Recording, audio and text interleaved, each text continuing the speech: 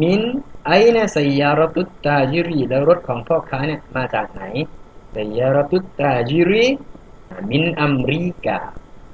นี่คือเป็นอิสมัจรูรนะครับแต่ว่ามันลงท้ายเนี่ยด้วยอลิฟนะครับดังนั้นเนี่ยเมื่อคำนามที่ลงท้ายด้วยอลิฟแล้วเนี่ยมันเนี่ยจะไม่รับสระใดๆหมายถึงว่ามันจะเป็นดอมมะห์ไม่ได้จะเป็นฟัตฮะห์ไม่ได้จะใส่กัสเราะห์ไม่ได้แต่ว่าตำแหน่งของมันนะครับก็ถือว่าเป็นอิสมัจรูรเพราะว่ามันเป็นคำนามที่อยู่หลังจากฮัรฟุญัรนะครับอย่างฮัรฟุญัรก็จะเป็นอิสมัจรูรแต่ว่ามันเนี่ยไม่ใส่กัสเราะห์นะครับเพราะปกติเนี่ยอิสมัจรูรเนี่ยมันจะใส่กัสเราะห์นะครับแต่ว่าคำนามที่ว่ามันมีอลิฟนะครับตัวสุดท้ายเนี่ยมันจะไม่รับสระใดๆนะวิเคราะห์ประโยคคือไซยารตุตรงนี้เป็นมุบตะดะใช่ไหมครับตัวบีตายูรีตรงนี้เป็นมุดอฟอิลัยมินันยาบานี